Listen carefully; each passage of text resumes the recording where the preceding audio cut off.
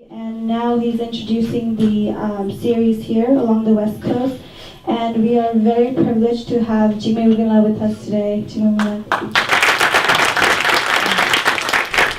China is turned into a modern day expansionist.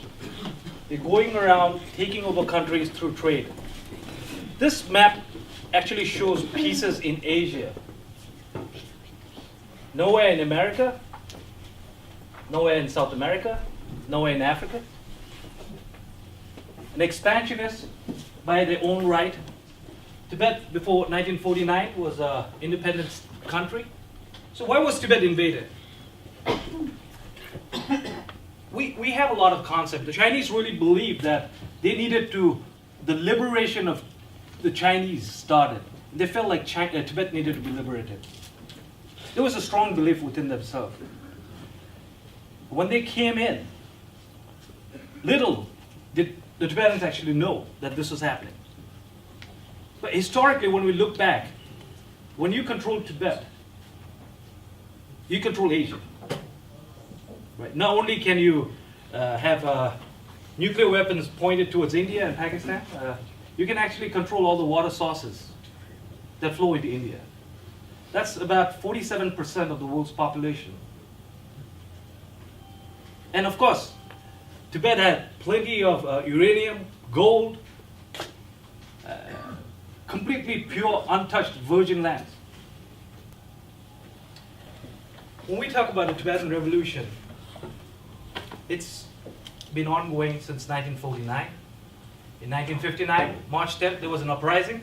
Thousands of people, 300,000 people, actually gathered in the capital city of Tibet, Lhasa. And they were there to protect His Holiness the Dalai Lama because they felt that his life was in danger. The biggest uprising Tibet had ever seen. Thousands were killed. 2 days later, the men did not come back home. The mothers and the sisters of the houses walked out. That was March 12th. The uprising that started. And I like calling it a revolution. Again, this is very personal to me. For me, when I see uprising, I see it as a chart like this. What started in 1959 is consistent. Where we are today in Tibet is consistent. Not a single day has stopped in Tibet where the revolution has stopped. I see it consistently happening right through March 10th of 1959. There were peaks and moments in this revolution, but there was never a downtime. There was never a moment in Tibet where Tibetans felt they were comfortable. It was consistent. 1989.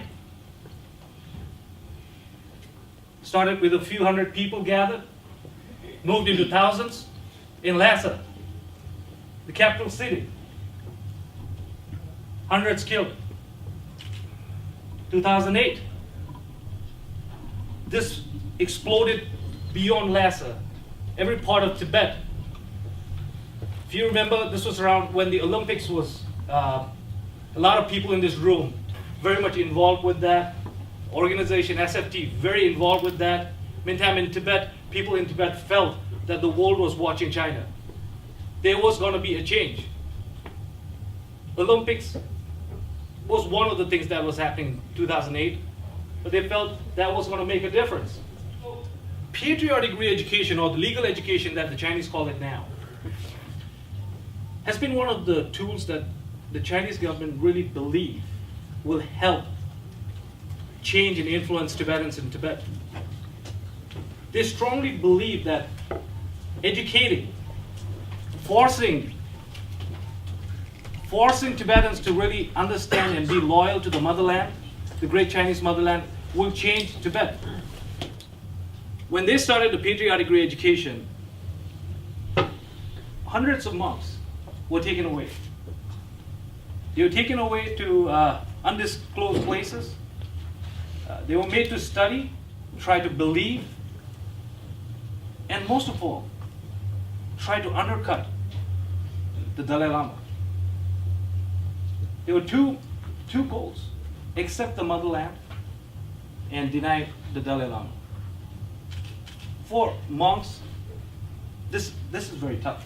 I mean, for any Tibetan, the disrespect that the Chinese government has shown towards His Holiness, the belief and the understanding that he is insignificant, because what they fail to understand is the Dalai Lama is not just a spiritual leader, he's not just a religious figure, he's a symbol of a nation. What they tried was put fear, brainwash people, and intimidate. They had been doing this for years. In Ngaba, today, as we stand here, there are close to about 300 monks left here. And about 200 or more Chinese police inside the monastery. Surveillance camera. Recently, 300 monks were taken away. The locals at Ngaba tried to stop them. The police fired, killed people. And then they kind of made Ngaba into a complete virtual prison. Nobody was allowed to go in. The monks were not allowed to come out. They were actually trying to starve the monks in there. This doesn't sit well with people. Didn't sit well with the monks at Ngaba, nor the people in Ngaba. Kirti Monastery plays a huge role. It has since 1937. Some of the books for the patriarchy of education,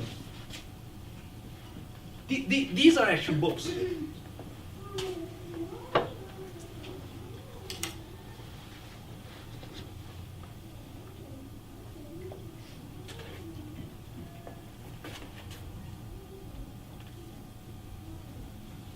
Actual footage.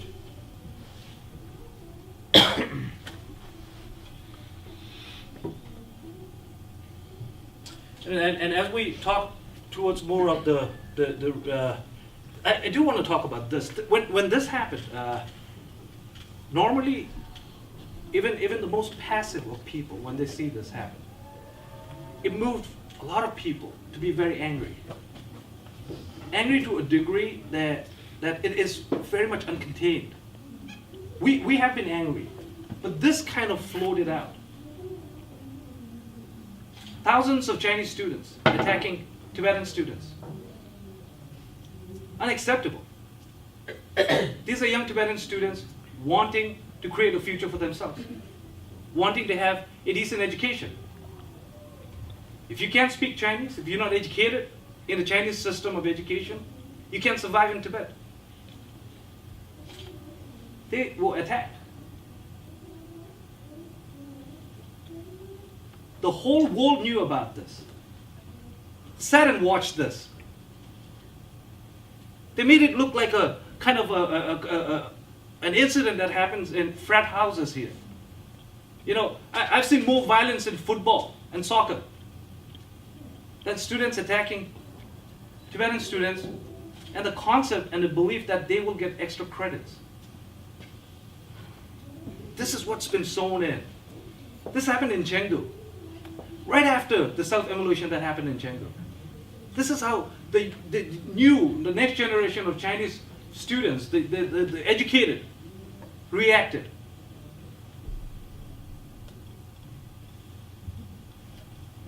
Those are the resettlement of the nomads.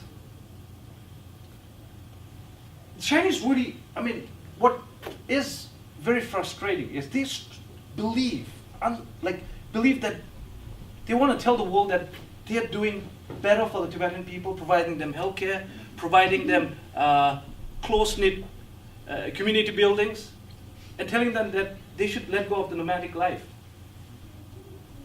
For a lot of Tibetans, that is the essence of being a Tibetan. I mean, it's very comparable to the Wild West here, the cowboys. Restraining and containing them, taking away everything that they believed for generations. It didn't surface out in 2009 when Taipei self-immolated. Like I said, it was a revolution, it was consistent, it was a continued resistance from the Tibetans. 2009, Tabe, self-immolated. Ngaba, a Kirti monastery monk. Till about a month ago, we didn't even know if he was alive. We had no idea where his whereabouts were. What followed after the self-immolation was the restriction, the lockdown that happened in Ngaba. Tape's family being arrested, charged with murder, sent to 10 years in prison. That did not sit well with the people in Ngaba. That did not sit well with the monks in Kirti Monastery. Then 300 monks were taken away. Chinese government, rather than trying to understand why the self-immolation was happening, and like for years, what they did was they forced more policies. We call it policies that are completely unacceptable anywhere. Right? Freedom House, which is interesting. Freedom House actually called Tibet one of the worst places on earth. So with Tabe's self-immolation, what came about was more anger, more frustration, but then a sense of solidarity and inspiration came about.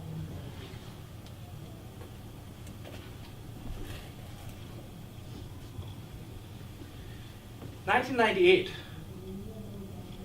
Tutingudu, an ex-monk in Tibet, was on a hunger strike with the Tibetan Youth Congress in Delhi. The Indian police came in to break the hunger strike. He went into a bathroom, doused himself with gasoline, and came out in flames. I think there's one video of that, and all he's calling for is freedom, independence, and he thanks the Tibetan people.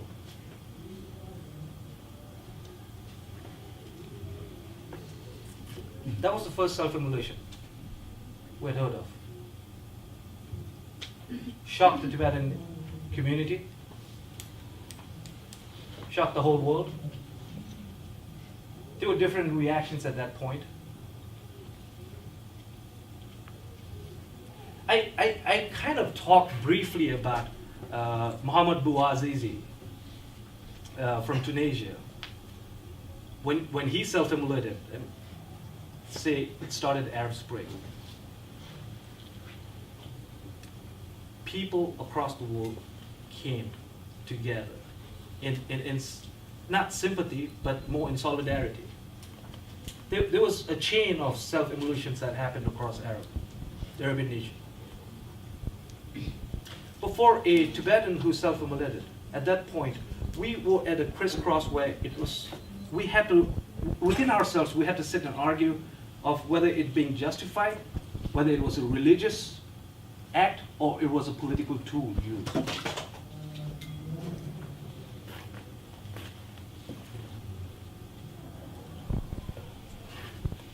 From 2009 till date, there's been 17 self-immolations. The oldest is 42. None of them were born when China invaded Tibet. None of them had any history. Like, there aren't any photos or any documents within Tibet to tell them what happened in 1949, what happened in 1959. They had heard stories from their parents, grandparents, about 1959. But what happened in 2008 shocked them. This was first-hand experience for a lot of them. They saw how Tibetans were being treated. This was the most recent, actually more of a visual history that they had seen. 17-year-old People drinking gasoline.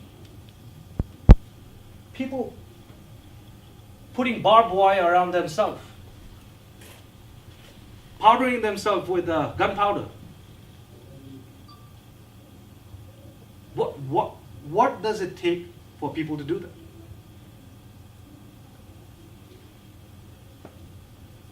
What is extremely remarkable about all of this is the demands.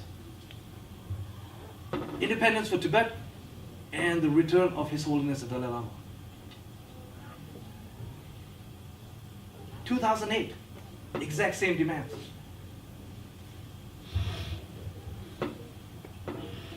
What the Chinese did after that, before I even talk about what the world wanted or actually did or did not, the Chinese government actually poured in more police into these areas. Police armed with fire extinguishers, automatic weapons. That was their way of resolving this. When they saw someone actually Sonam Wangel, very high priest, when he died, his body exploded. And the Tibetans went to get his body back. And I think what I hear was just parts of his chest and his head. And they paraded him across town. When someone like Pinsok or Tape, when they died,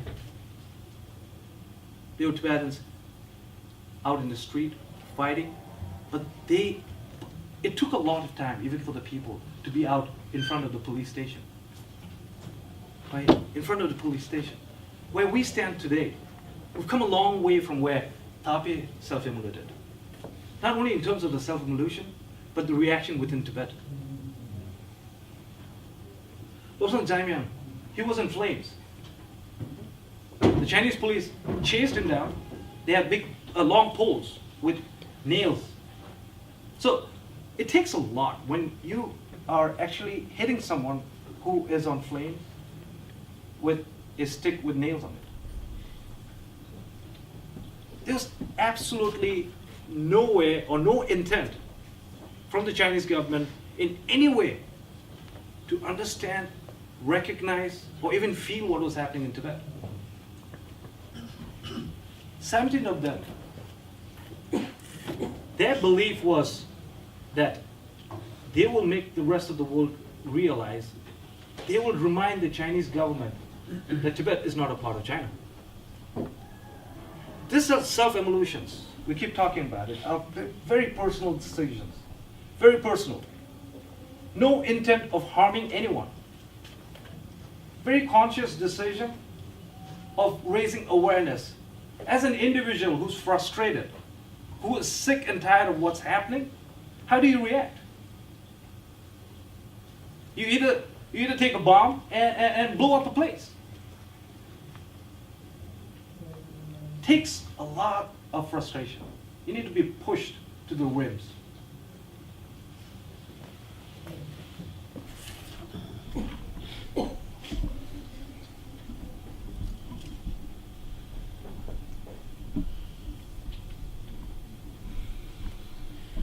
I tried to avoid the graphic pictures. I have very graphic pictures coming from Tibet.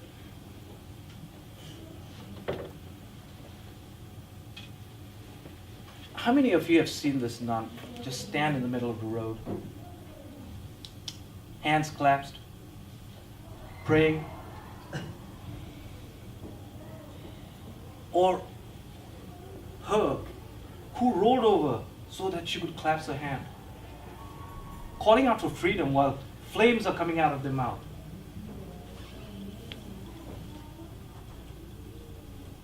These photos were seen by leaders of the world.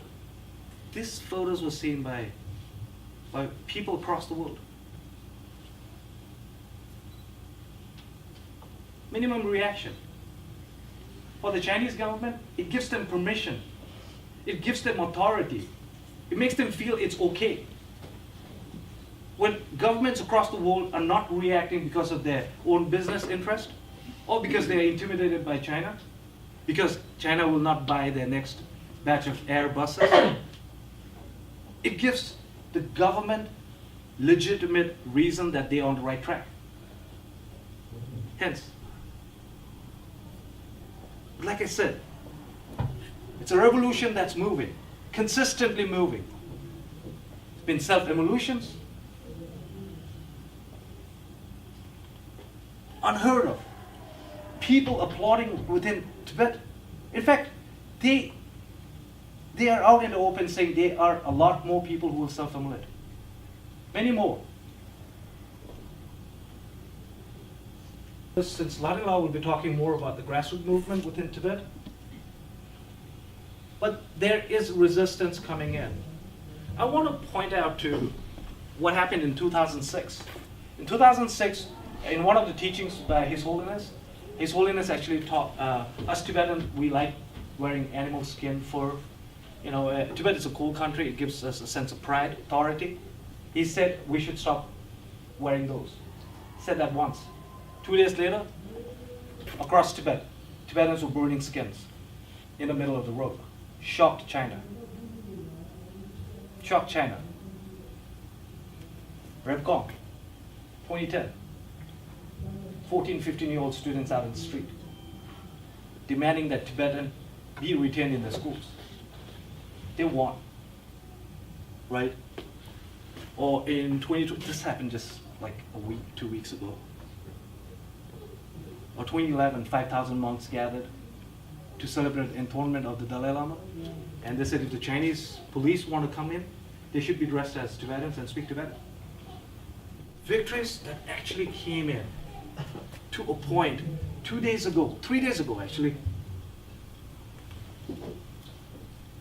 The Chinese government had actually started raiding places because there were flyers across. And they wanted to know who were responsible for the flyers. There were raids at night, people's home, people were dragged out. Then 2 days ago, there were flyers that said, "My name is Tarpa, arrest me."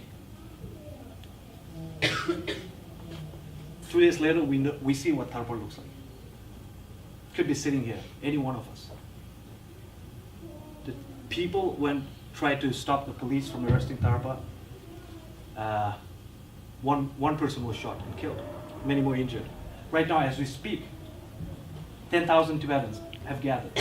They're out in the street. They're out. This is all in Tibet. The Chinese government's fear and intimidation is not working. That is clear. They have sent this message across to China. Fear and intimidation is not holding them back. If they want, I mean, how can you intimidate people who are willing to die? No matter where leaders of the world might stand, where governments may take a position, what is happening in Tibet is something that they cannot deny.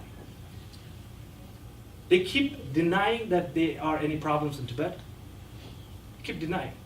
Yet on the other hand, they keep blaming the Dalai Lama for creating chaos.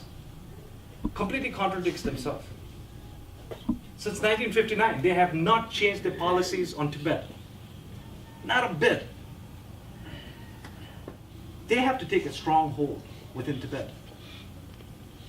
But they've come to a point, really, where the Tibetan people within Tibet have created this momentum within the movement that has sparked.